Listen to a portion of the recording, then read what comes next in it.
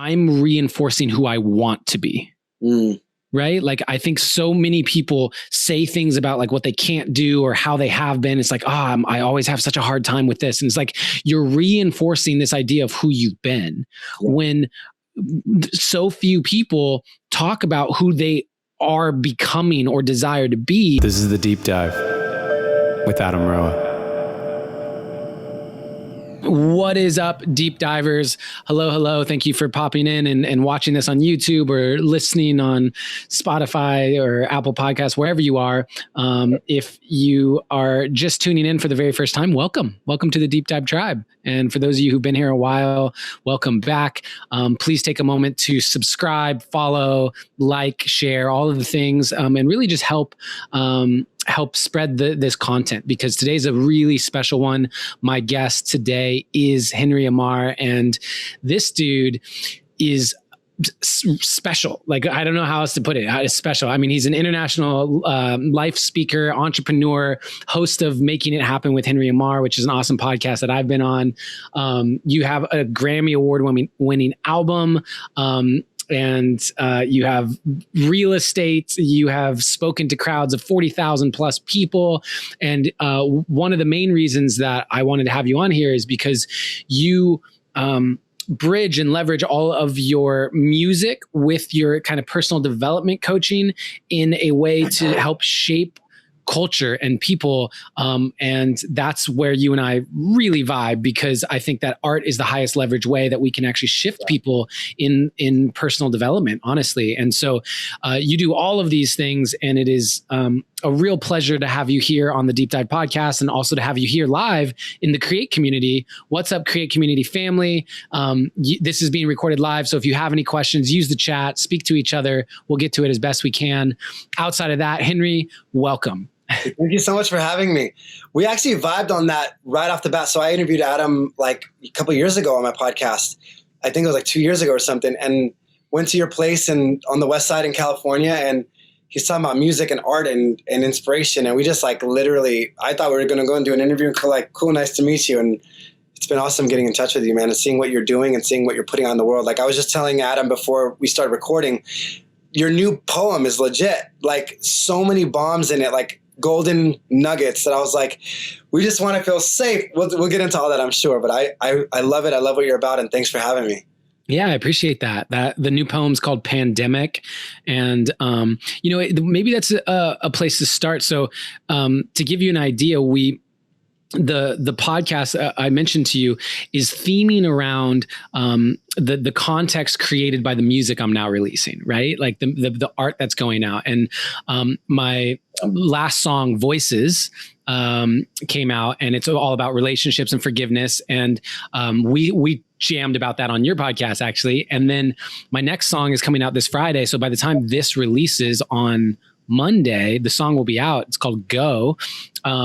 And it's one of those, I want you back. Like, why won't you even pick up the phone kind of things? You always go. And what I love about the podcast is that we have a chance to dissect the art, right? Like that's what I really want is let's really share with people what goes in to, and is behind the art. Because on one hand, people are seeing it, like you see the poem. But what I love about what you said, the compliment, which I receive, and thank you very much, is like, there are so many lines in that poem that I literally like meditated on. And one of my favorites is fear is the virus, and it's already inside us, but it lies dormant as long as we keep letting love guide us. Like that line, I remember when that dropped in when I was writing the poem, and I went, oh my goodness. Do you have this experience, Henry? Because you're a songwriter and musician, and do you ever have that experience where something like a line drops in and it feels like it changed your cells? Like it literally was a whole different frequency? Yeah, you catch a song. Like I didn't write that song. I just caught it. Like it just happened, and you just catch on that frequency of the song 100%, man. It's a beautiful experience. Some songs take a long time, and some things just show up, and it's the most beautiful, magical experience for sure. Yeah. And so in the process of creating that poem, I went through something really interesting, which was having it fall apart a couple times Oh. and me thinking it's not going to get made, and then having it like hire new people to help me with it and really get it done. Where are you at in terms of art creation? Because to be honest with you, and this is transparent for everyone, I love that poem. I love that video. And after it was out, I went, am I going to keep making those? Because they cost money. Like that cost probably $1,500 to do that poem. And I put it out for free. Like it's like, here's $1,500 world. Like, here you go. And I want to keep doing that as the artist in me. And then the like other side of me goes, I can't just keep doing that. And I'm curious for you as an artist and someone who's regularly self-funding your own projects, where do you fall with that? How's that land for you? No, I mean, it's such a dance, right? Because I think also probably a lot of people in your community are givers. And I would much rather give than receive. I don't know if anybody else feels the same way. Like I have a hard time receiving sometimes. And for me, like, I just want to do good and give the world and just share my art. And then you're like, but I probably need to eat and fund and scale and help make more art. You know what I mean? And so I've had to learn to like that balance and the boundary of, okay, I want to just give and give and give. And for me, it's like, there's so many times where you have to say, yes, I'm just going to put it out there because this feels so right to do.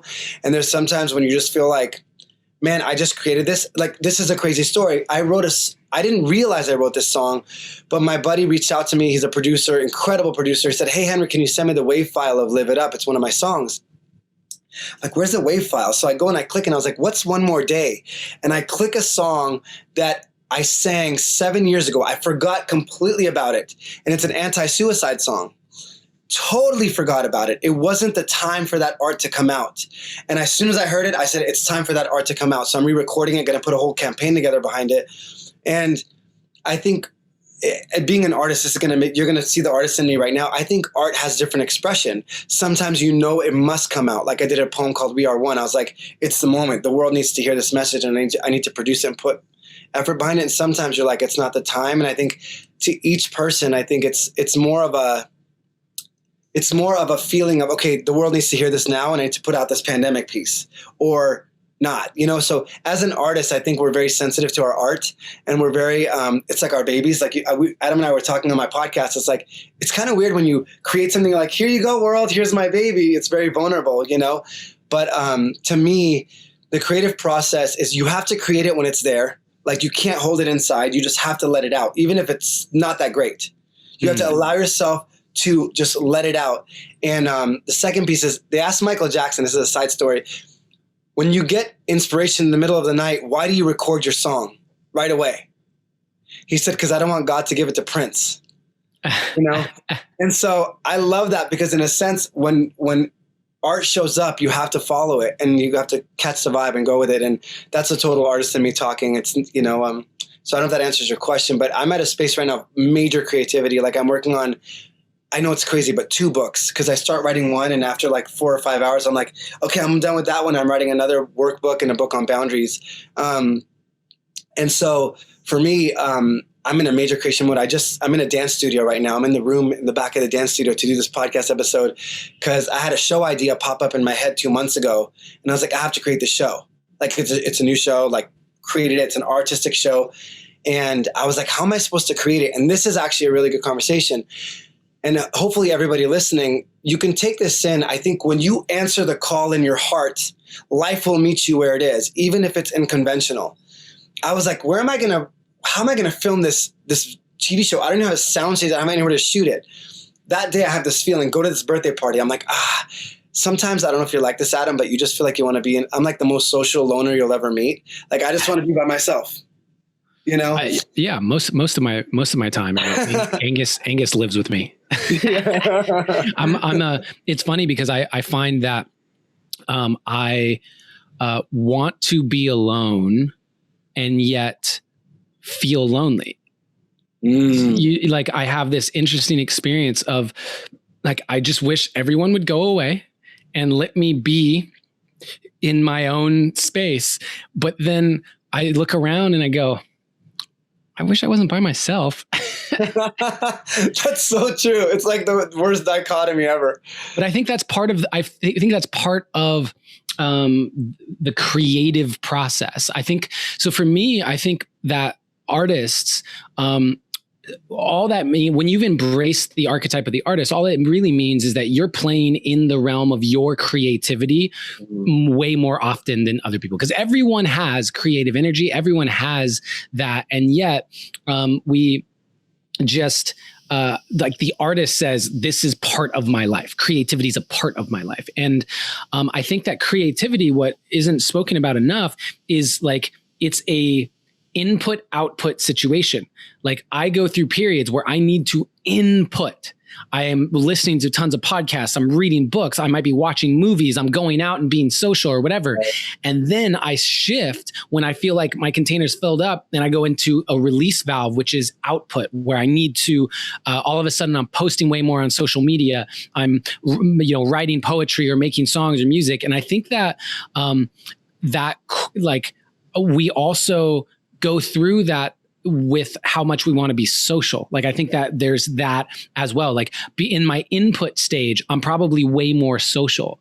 I'm actually way more social because I'm receiving people. I want to talk to people, meet people. And then in my output stage where I just want to like get this out, I feel like that's also my more highly emotional stage, where it's like all the input has now created some sort of soup in my body. That's just like, you need to get this out. And output happens, and I want to be by myself to do that. I love that. You launched a thought in my head, and I hope everybody listening, this is actually a really interesting concept. And I was writing my book, and when you're about to receive that inspiration, you're like, oh, like I just felt like get a pen and paper and write this. And this line came to my head: your weaknesses are your strengths with fear attached to them. And as an art, like our strengths can become our downfall, right? Like if you're a feeler, you could be so empathetic and you could be compassionate. And if you could feel positive, like negative 1,000 and feel like all these darker, lonely or sad feelings, you probably can create the other side of it. It's like the law of opposites, right? Like, and as an artist sometimes, or as a feeler, sometimes as an artist, you interpret for the rest of the world. So we're like hypersensitive to so many things. And I'm feeling everybody's things, and I want to go home and write about it. I want to go home and talk about, I want to do something with it because I'm feeling it so much that it has to go somewhere, the output you're talking about. And I think it's something that's really important to remember because, for example, I'm a very passionate person, right? And luckily and not luckily, like my father was a lovely man, but he would go through major anger bursts in the home and like throw this glass thing across the home. And I remember looking at his passion and saying, I will never do that. That's something I will never do because of the damage I felt it caused my family. And at the same time, I have the same passion, but because my dad was in anger and it was fear, that same passion allows me to stand up on stage in front of 30 plus 35, 40,000 people and just rip it open. So that same characteristic inside of me could either be destructive or constructive. And it's almost like a fire hose. Like all of us have these fire hoses. And if you bring it into a room and you just blast it full blast, it can ruin things. It could hurt people. It could hurt yourself and cause damage. But once you learn the instrument and you learn yourself, and you learn how to navigate the feelings and navigate the art and allow yourself to feel it and heal it, then you can save lives with it. Which is what you do, right? Like you're a great example of that, Adam, where you feel these things really deeply. You do your reality show on how to heal from your heartbreak, and you help people save their lives or help them overcome what they're going through. And so I think that's everybody in some way, shape, or form, where maybe there's something you feel is your downfall, but it may just be your strength unbridled. And so how long have you been making music now? Oh my, I've been like, my head's been to the speaker since I was a kid. I'm writing music. The first time I ever wrote a song was probably in like middle school when I saw a girl, sorry. It was early high school when I saw a girl that lied to me and said she couldn't go out. This girl I was dating, and I saw her at the movies with my friend. Oh, wow. We were in the car and wrote a song. I don't mean to laugh. I don't mean to laugh. That's a heartbreaking thing. And it's yeah, like that emotion, like immediately my body goes, oh, I can feel that. And I love that in middle school, you went to write a song. It's crazy. Cause like I wrote my first song less than 2 years ago, like wrote my first song ever. And so, and now my second song ever is actually coming out. And something that I am curious about for you is how do you navigate the feelings of who and what you're writing about? So, like my first song came out, and it's about forgiveness, and my ex wasn't exactly pleased by it. And this next, and I'm like, well, if she's not pleased, well, my ex, so it's funny, but like, also, like, I have more songs coming out where they're much worse in terms of their, like, the anger side of me. And I believe that art is so important for the movement of energy, like moving our emotions through our system. And I'm curious, when looking at the people that you're writing about, or even like if I'm going to release a poem, my poem upset a lot of people. I got a bunch of angry messages. How do you navigate that as an artist? And because I think that translates to more than just art. That translates to everyone listening to this, whether they're expressing themselves just in a conversation or an Instagram post or a full-blown song. Like, how do you navigate, and do you weigh how people are going to receive it when you're creating? That's a really good question. I mean, I think it's funny because I used to be really passive. My nickname was Passive. Like, my friends would call me Passive. They'd be like, hey, Passive, what do you think? And I'm like, I don't know. What do you think? I was too afraid of, like, I wanted to fit in. I was a people pleaser, right? Like, I was like, I want to just be good with everybody and everybody's going to love me. And I don't really want to go on this side or go on this side. And I realized assertiveness just meant you have your own opinions and you let people have theirs. And it's a safer space, and it's a hard place to live in. But it's funny, I tell people, my friends and the girls I date, I'm like, listen, I might do a podcast episode on something that we talk about, or I might just write a song about it if I'm feeling it. Just disclaimer, like Taylor Swift style, you know what I mean? Like, that's what it is. And, but they laugh until you write the song, and they're like, wait, is that about me? They laugh until you write the song. Yeah, it's all fun and games until someone's name's in a song. Yeah. And luckily I don't put names in it, but everyone's like, are you writing it about? And for me, I never like drop names or anything like that. I never want to throw anybody under the bus, because I'm respectful of everybody's like heart and journey, and we're all running our own path, right? I think as an artist, I do feel a responsibility partially to express my art in a way that is authentic and that also can lead people to something that's a higher frequency within themselves.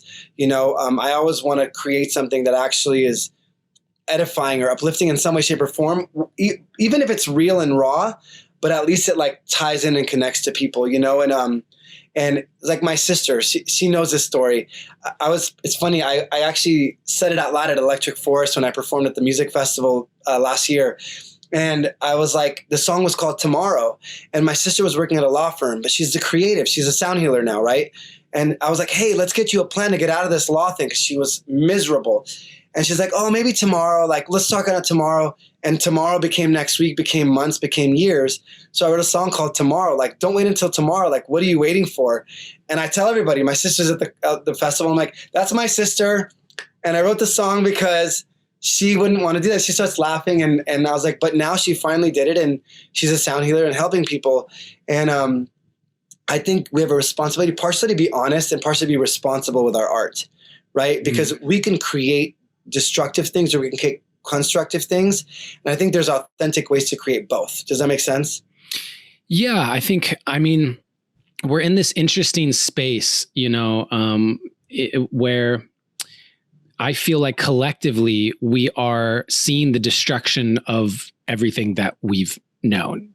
Right. Like, this is the most, you thought last election was wild. Like, this election is such a farce to many in so many ways. Sometimes I hesitate to get too political, but like, I really don't care. It's more about, I feel like people shut their minds off to what's being said if you say anything that they don't agree with. But like, I've looked into it, and just some of the things, the censorship, right? Like, part of what you spoke to is like, where's the line as an artist? And by the way, let's take this even out of the realm of art. Let's just say, as a human, right? Where's the line between owning your expression and your truth and being able to stand and say it and say, this is how I feel, and that line of saying, if I say this is how I feel, it's going to hurt somebody else. Right. And where is that balance? And the funny thing is that collectively we're seeing corporations tell us what we can and can't do, right? We're seeing Facebook block and completely delete accounts that they feel like are putting out information that they don't agree with, which isn't what Facebook wants to see put out is incredibly left wing. Like if you are putting out anything else that is against Biden or is a conspiracy against it, like it's gone. They are deleting accounts with millions of followers. I don't know if you'll know who Collective Evolution, that group, I imagine Collective Evolution. They just got their entire Facebook page banned, 5.3 million followers on Facebook. Like it's happening at an incredibly deep level. And I'm curious how you feel about it, because I feel like I understand it as from an artistic perspective. You can't just go in and just shit on everybody and say that's art. You know what I mean? Like it's a tough thing to do. And yet, if you're feeling something, art and expression in general is so important, because otherwise it just gets bottled up. But who determines that what is okay or not? Like, where do we get to decide where that line is? I think something important. I'm obsessed with like human behavior. I've been obsessed with it since, high school, because I needed it, right? Like I needed to understand how this operated within myself. And if we understand everybody's, like you said in your poem, everybody just needs to feel safe and wants to feel safe. And everybody's version of safe is obviously a little different. And some people, you might trigger somebody with what you say. I think it's really important to understand where we're flowing from. Are we coming from a place of love? And it sounds really cliche and cheesy, but when I share something, to me, we all have different opinions. We all grew up so differently, and that's what makes life so beautiful. Adam and I don't agree on everything, I'm sure, but but there's a collective like conversation we could have where hopefully I could expand what I know because of what he knows, or I could just say, hey, I just don't agree with you, but I still love you. Or I don't need to have you around me if it's like destructive. But I guess my question for you is, like, I don't know. I think it's an intentional thing. Like, what energy are you putting it out? Are you coming from a space of preservation, which is fight or flight, and I'm going to attack? Or is a space of conversation? Let's have real conversation. That's the beauty of this life in this world is we all are so different. Why am I afraid if you have a different opinion than me? I shouldn't be afraid. Like my opinion, your opinion aren't going to be the same. Nobody's opinions have been the same. We live in such a crazy time where it's a cancel culture, which is, in a sense for me, it's like, let's just have some conversations. Let's have some real conversations. And I might not agree with you, but at least we could have an honest and loving, holding a safe space for a conversation. Because right now there's not a lot of safe spaces for conversation. And I think that's the problem. Well, where's the line? I'm just going to keep going down this path of kind of heaven's advocate here, which is like, where's the line then of, so coming back to my song Go, right? I just put all my clean laundry out there, which is I was lied to. That was expressed in the Voices track, right? And then I was like, do I forgive or do I not forgive? Then I decided I want to forgive, and my previous partner just wouldn't talk to me. Said, nope, I'm going on the road. I don't want any, like, have no communication, etc. And I went, hold up. How is it that I was lied to, and now you won't talk to me when I just want to have a conversation around forgiveness? And what you're talking about, and how I'm tying this together here, is you're talking about, can we get together and have a safe space for conversation? While simultaneously, I'm looking at it as also there's a time and a place to say, I just need my space. Like, this is not the time for conversation. And right. It feels like collectively we have all of these different opinions. It's like this crazy breakup with 300 million people in the United States all breaking up, and some people want to talk about it, and some people want their space, and some people are still so mad they want to throw mugs across the kitchen. You know what I mean? Like, how do we navigate that? Again, just heaven's advocate. Yeah, I agree. You heard it in my poem. Like, everyone's human. Can we come from compassion? Can we have that conversation? And yet in my own life, I saw an event happen where she said, I want to have no communication. And I can respect that. I don't necessarily agree with it, but I can respect it. And I'm just curious your your perspective there, because as within, so without, like we're just fractals of each other. So what's happening at the individual level will manifest collectively. Absolutely. I mean, I think it's boundaries, right? Some people, you just have to respect their boundaries. They're not at a place where they could talk, and they're probably in stress response or fear, right? Like they want, and some people, because if they're wrong, this is when I think one of the biggest problems we have out right now. If I'm wrong, then I am a bad person. That belief is messing people up. Like, or so we don't want to touch anything. And sometimes people are avoidant. Like, you know, like your ex might have been avoidant. She might have been like, you know what? I just don't want to deal with it. Or maybe she actually needed time. Either way, that's, to me, I'll always respect someone's boundaries unless I feel really strongly inspired, like, hey, let's really have this conversation. So I think it's collectively respecting boundaries. And I think it's also, to answer your question with like, what happens if someone doesn't want to talk about it? Then they don't talk about it. Then that's fine. That's on them.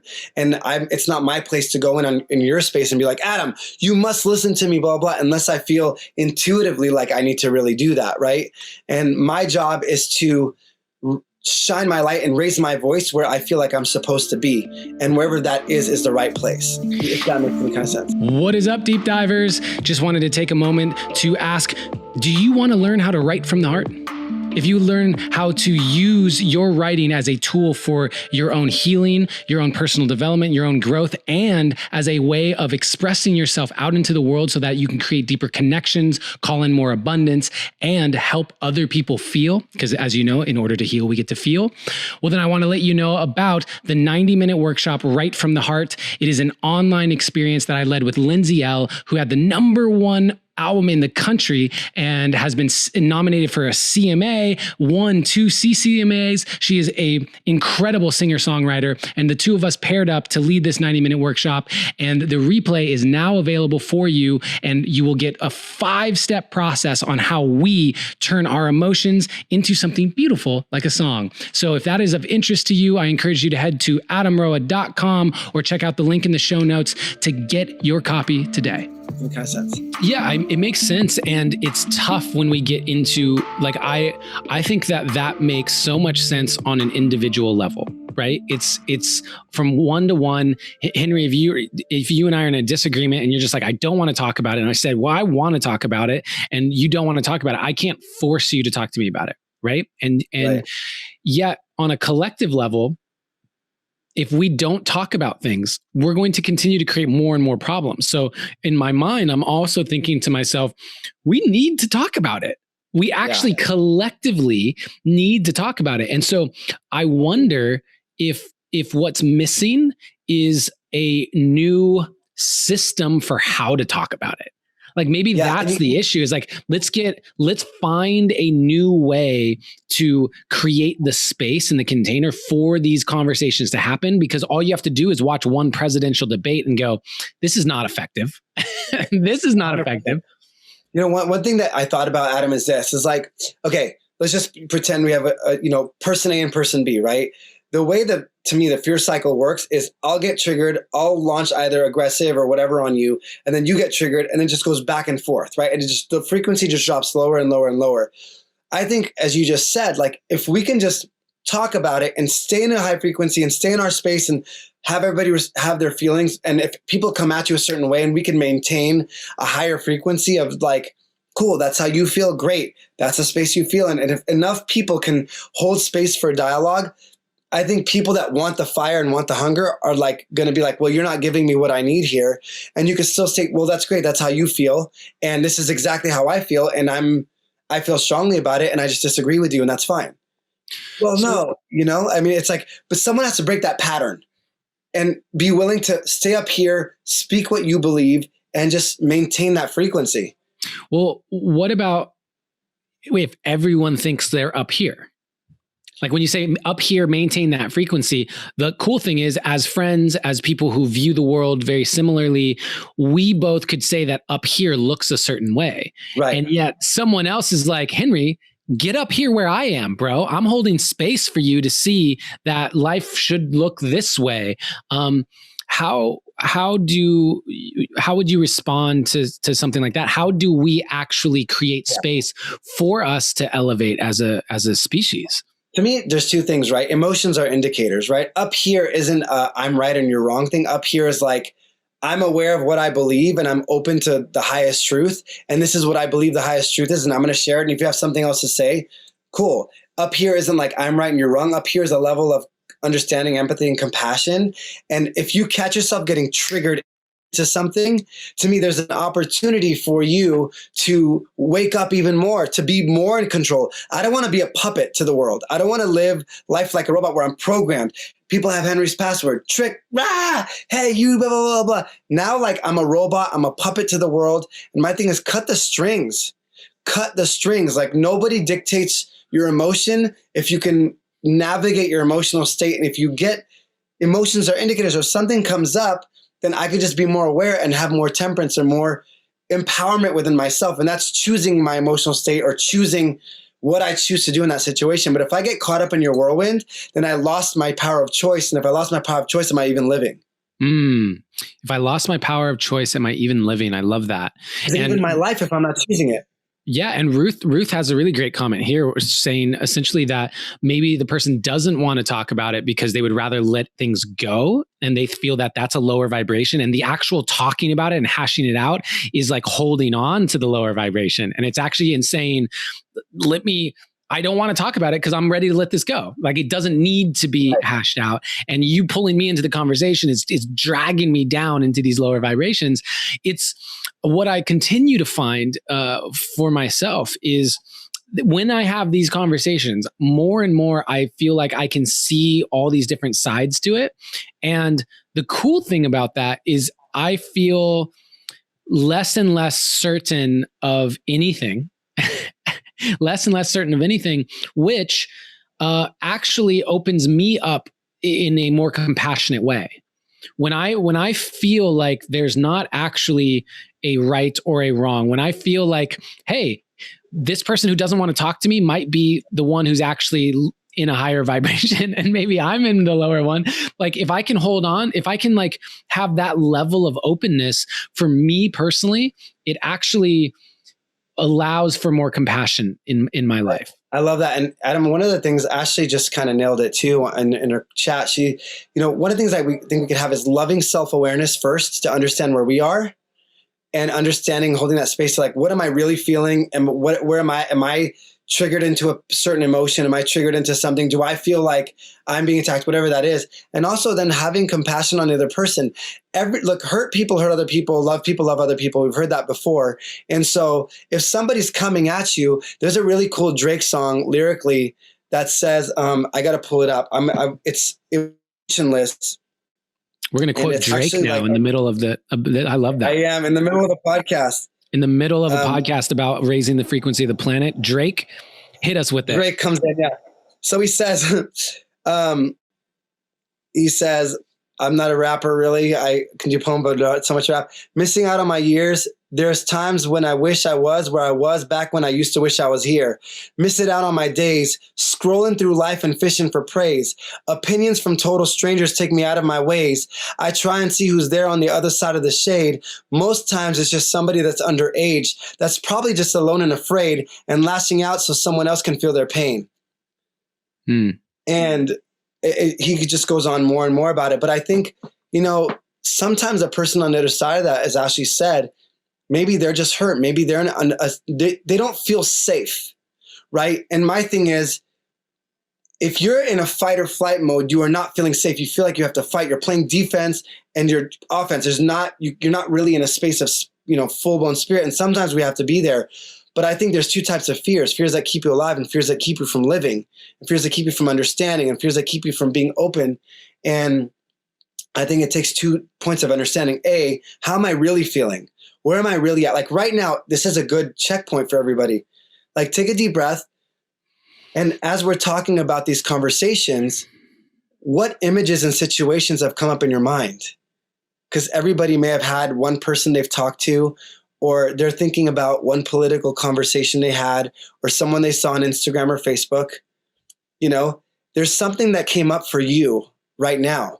And what is that thing for you? And it's a beautiful opportunity to learn more about ourselves and elevate even more into a frequency of love and understanding and self-love.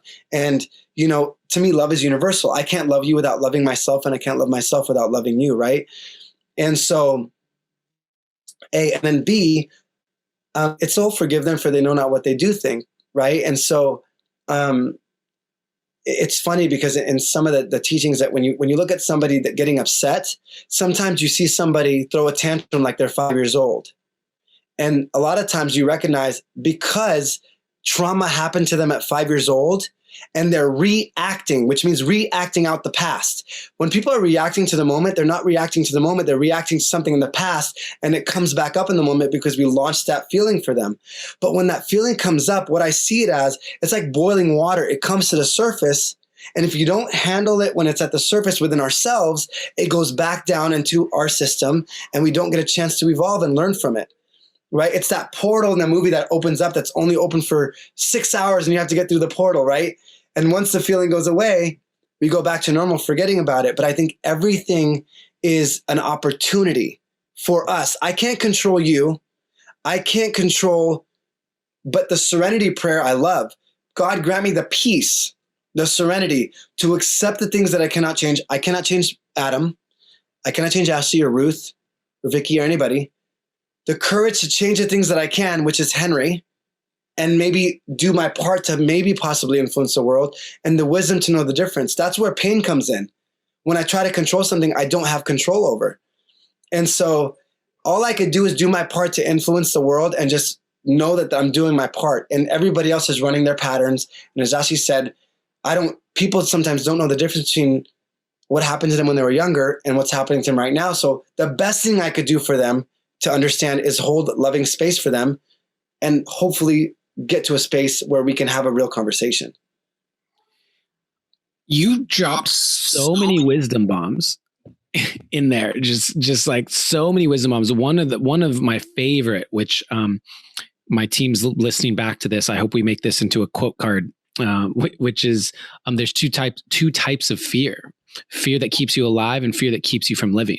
Like I love that so much. I've never actually heard that before, but that one's sticking for sure. And I would say that from my perspective and vantage point, Henry, just some insight into Adam Roa, what's happening right now is I feel like I've established myself for myself first and foremost, but as the outside world now sees me through a lens of a compassionate human. I think most people would say that Adam's a pretty compassionate, caring, loving individual. And so now that I've kind of established that, which it took a lot of work to feel like I'm that person. Like for me to think that about myself took many, many years of working on myself. And now I want people to understand that I can be that person while still having this part of me that has a giant middle finger up to a lot of what's happening, and has this part of me that is not going to take any shit anymore and is not going to censor in any way. And it's interesting to observe how many people now are getting triggered by some of the things that I'm doing, not even to like, it's not even things that I think are meant to be triggering, like the poem that I put out. The poem that I put out is literally entirely about compassion. And we don't have to agree, but let's keep love in our hearts while we disagree, because on the other side of that line is another human. Right. And I can believe that. And it's funny to see how many people are triggered by that poem because of specifically the biggest backlash was when I go in on doctors being essentially paid for writing prescriptions. People who work in the medical industry were not happy, and like nurses and writing me and all these sorts of things, and people who are married to doctors and all this stuff. And I'm like, that shit happens. It's art. So it's not meant to be literal. It's not like, oh, when I write this prescription, I cash in $99 check. It's not that way. It's a far more insidious, complicated thing with doctors winning trips and things. Like, it's just this far more insidious thing. But like, even in that expression, the upset that people are experiencing, I'm actually taking that as a really great sign. Like, I want to piss people off now. Like, I want to do that because I am hopeful that people will be able to see that I can express my anger, or I can express my sexuality, or I could express my past of like drug use or something, whatever it is, I can put it all out there and still have people look at me and go, wow, he's a loving human. That breaks my concept of someone who used to do cocaine. Like, if my thought is those people are sleazy and this and that, when in reality, if you see me and you know that about me, and you're like, wow, he's putting out a lot of loving content into the world, hopefully it's a pattern interrupt and rewrite that story and narrative. So I'm sharing with you, like, my journey right now feels very much like piss people off, or like at least not intentionally piss people off, but like put the things out there that a year ago I went, ooh, that's going to upset some people. Maybe I should tone it down or whatever. Yeah. You know what? I had a conversation with Maston Kip before he was on my podcast. And this was before he really got into his message, like full blown into like the trauma message. He said, Henry, I'm changing my message to what I really want to share. And I'm losing followers, but I'm gaining real followers. I'm getting people that care about who I am and what I really care about. And sometimes when you're authentic, you bring in your people. Yeah. Your people show up, and then you lose the people that you had to put a mask on for in the first place, right? Mm-hmm. Like, you had to perform for, like, and granted, I'm not saying we don't try to be better and be more loving, but the goal is freedom. The goal is express who you really are in the most loving way, and your people will show up, and sometimes people show up for a season and sometimes they won't.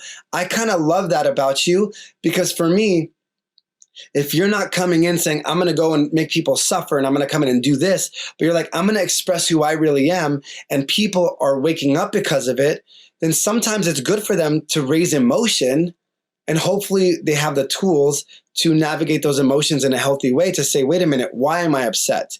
Or maybe it makes them think about what they're going through. But if everybody conformed to everybody else, then what would happen in this world? If not everybody was like, for you to be able to say, I did this, this is what I did, this is what I did, and this is where I am, and I just want to do good in the world, it allows other people to say, man, you know what? I kind of did those things too. I'm not perfect too, and that's okay. Like, you're giving your people permission. Yeah, I think you made a really great point around, I think about it like to be a strong like oak tree, right? Like, to be this stand for something, like to really stand for something, to have a message, you're like an oak tree, right? And that gives people something to push against. If you're just like a little bush, they can walk on you, they push on it, you bend over or whatever. It's like when you start to own your message, there's actually something for people to push against. When you're trying to please everyone, when you're trying to toe the line and not rock the boat, or whatever other saying that is out there about this, there's this aspect of it that I feel like where there's nothing really for people to push against. You don't experience the resistance, but like you just said, you don't really have the strength of community that forms around you when you start to be that oak tree, when you can start, when people can start to rely on you and count on you through storms and through rocky weather. Because, my poem went so viral so fast, and my Instagram following and Facebook page and everything took off like really, really fast. You and I knew each other, I think before then, or like right in that right time frame. Right. And, but most of the people following me on Instagram are not actually fans. They're not actually people who are like ride or die with my message. And I've been seeing that as I've started to take firmer stance, I've noticed like my social media is tanking in terms of like how much engagement is there, how many like people see my Instagram stories, how many people like all of it. That I think also part of that has to do with some of the stuff that I talked about during the Black Lives Matter, George Floyd stuff, like I started to really got to voice some things. And around that time period, I saw my engagement dip, which the shadow banning and everything, that's a very real thing in that censorship. 100%. Very real. And, but now it's given me permission. It's the funniest thing, bro. Like as I've seen, I went, wow, like, okay, I used to get wrapped up with, okay, now my posts are getting 3,000, 4,000, 5,000 likes. Like that feels really good. And now they get 1,000 or 2,000. And it's like, great. Why? I don't care anymore. Like because I don't see it. I didn't see it continue to growing. It allowed me to let go of this attachment to it and has freed me to really express myself more fully and be like, what the fuck do I care anymore? Why do I care? What I want to do is express certain aspects of my personality. I want to express my anger. I want to express how fed up I am with people going around and pretending to be these gurus that have this stuff and are lying behind the scenes and are committing adultery behind the scenes. And as someone who's been in the world of personal development as long as you have, there are a lot of people pretending to be shit that they're not. And like, I'm now at the stage where I don't care. I don't care. And I want to highlight that because the world deserves authenticity. It's craving for it. Yeah. It reminds me of a situation. So I've had a really interesting journey in my life. And before I really did this full time, my mother had cancer. And I remember sitting in the hospital and just like watching her one day. And I remember the moment so clearly. Sometimes it just takes you back right there. And I remember looking at her and I was there probably like 10 hours that day. And I remember looking and saying, Henry, one day that's going to be you. What do you want to say you did with your life? I hope it's like far from then and I hope it's whatever, but what do you really want to say you did? And at the time I was a director of investments for a $2 billion real estate company. And I was like, I'm not going to say I bought a $250 million building for my boss and made him millions of dollars. That's not what I'm going to talk about. I'm going to talk about the lives I impacted or the love that I shared or the moments I created. And it made me start asking real questions. And I think sometimes it's good to take a step back and ask yourself, what do I really want to say I did with my life? And do I want to, am I going to tell my kids or grandkids if I ever have any? Oh my gosh, I had 7,000 likes on Facebook on this one post. And I went, it's going to be like, your funeral is going to be like, man, Adam was real. He gave a message that helped me get through a really hard time. It's like, it's context. Everybody here has a different purpose or mission, different experiences, different gifts, different talents. But the question, take a step back and ask yourself, what do you really want to say? What's really important to you truthfully? And I think that makes all the difference. And then you can navigate from there. Then it's like, share the message you want to share, be who you want to be. Otherwise, we're going to be running around back and forth with like this micro focus. But if we pause and reflect on the Untethered Soul, I think it's chapter 17. If you have the book, please go read that chapter again.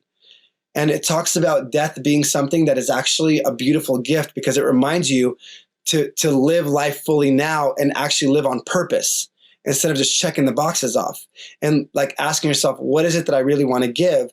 And I think you and I have had moments where we're like, man, it's the Untethered Soul. And Pebble just Michael Singer is the author.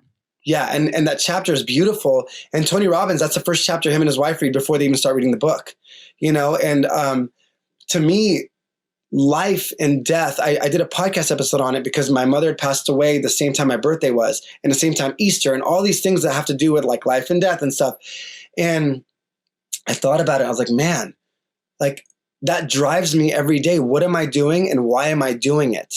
And how do I want to show up to the state I'm never going to get back? And I think when you say now you're free to like have 1,000 likes or 2,000 likes, what do you really want to say is you lived authentically to your purpose and your mission and that you lived your life fully and didn't just conform or wear a mask, but you actually wanted to bring love and light. And because of you, one person's life or however many people's lives was better because you decided to step into who you really are. And I think taking a step back and asking that question, everybody listening, and I was interviewing Glennon Doyle on stage once, and she said something that just hit me. She said, Henry, what breaks your heart? Go solve that problem. What breaks your heart? Go help people with that. And I think it's a good question to take a step back and ask ourselves that question. So we actually live life on purpose. Yeah, this is something that I feel I'm in currently. That's why you can hear the passion in it, and why I talk about it as openly as I do, and why I create art around it is two reasons. Is one, I feel like I'm reinforcing who I want to be. Right? Like, I think so many people say things about like what they can't do or how they have been. It's like, I always have such a hard time with this. And it's like, you're reinforcing this idea of who you've been, when so few people talk about who they are becoming or desire to be. And when we see people like that, we often categorize them as arrogant or crazy. Like, Kanye West, he just did a podcast with Joe Rogan that I listened to. The dude is brilliant. He obviously has some mental health stuff that he's struggling with and has struggled with. And yet at the same time, what I admire about Kanye is that he speaks in the possibility of what he's going to do all the time. Whether he believes he's going to be president, a billionaire, a mogul, or whatever, like, he's speaking in who he believes himself to be becoming. And I'm taking that for myself as well and saying, like, I'm now giving no shits. Like, I'm giving no shits. Do I still give shits? Absolutely. Like, this is a process. I'm like little by little giving less.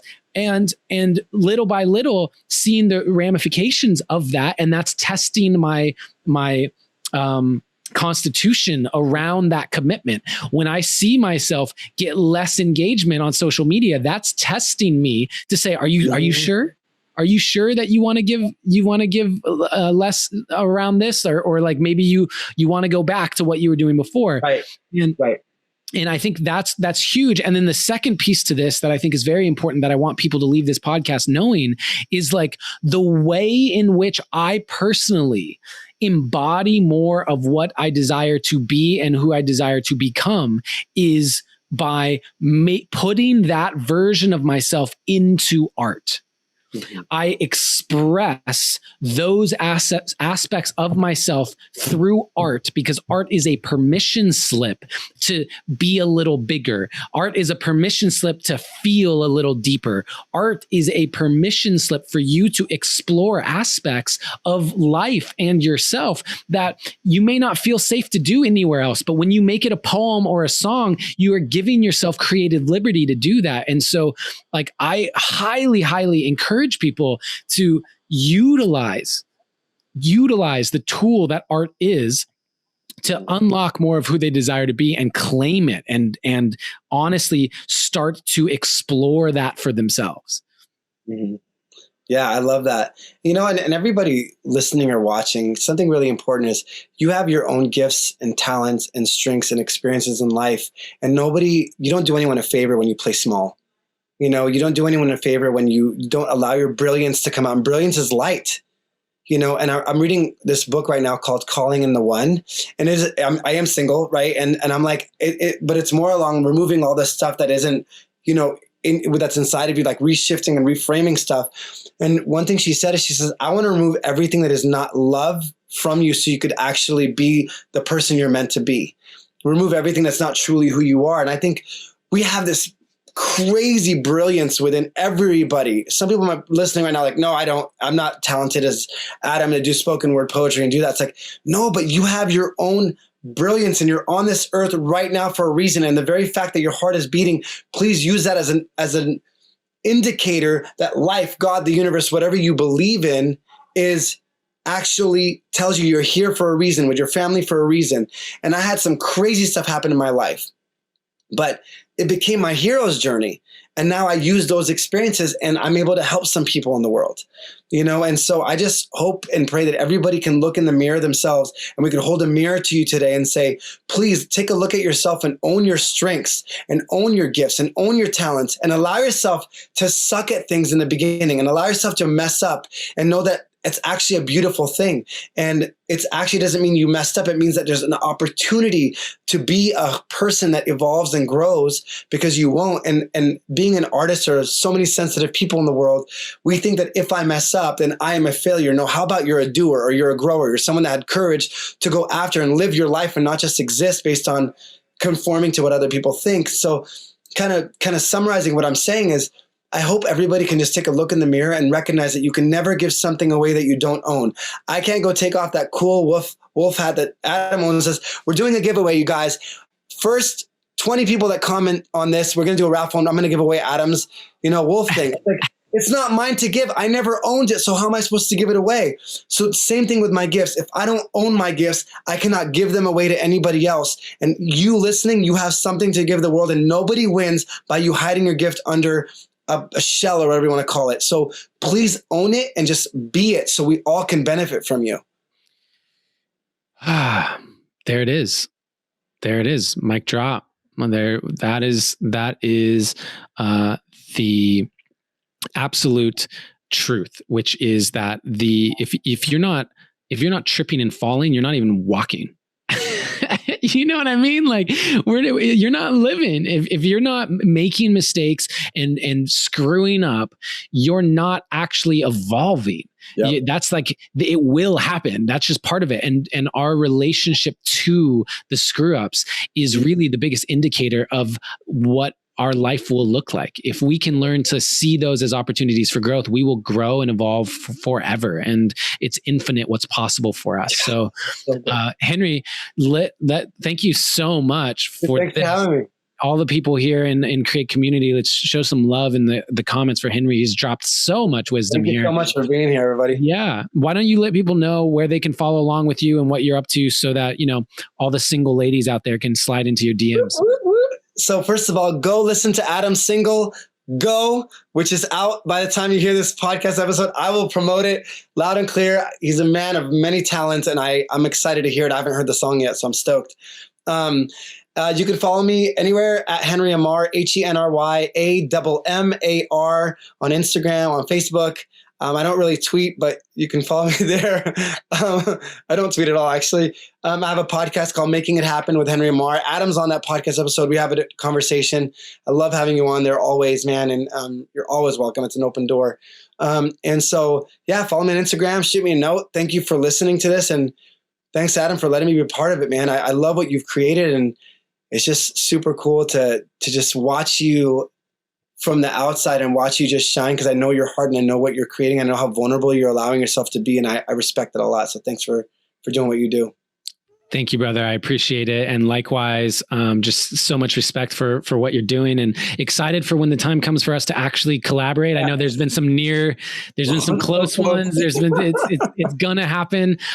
Continuing to stay in alignment. I appreciate all of the wisdom you dropped today. This is one of, I'm going to go back and listen to this, because there's some deep nuggets of wisdom that you brought to this space, and so grateful to it and to you and whatever channeled through you today. And it's so great for the Create Community. Thank you for being here live. Thank you for being a part of something really special that we have going here. For those of you who don't know, thecreatecommunity.com. That's the space. Magic's happening. And then, my new single's out. So go listen to it. Spotify, Apple Music, iTunes, everywhere, anywhere, and help support the music, because really wanting to turn the highest vibes of consciousness and all the emotional experiences of the human being that we all get to be into art, and have these conversations and let it inspire ripples that hopefully are elevating your lives. So thank you, deep divers. I appreciate you. And I want to remind you that always, in all ways, you are seen, you are heard, and you are loved. Have a beautiful day, everyone.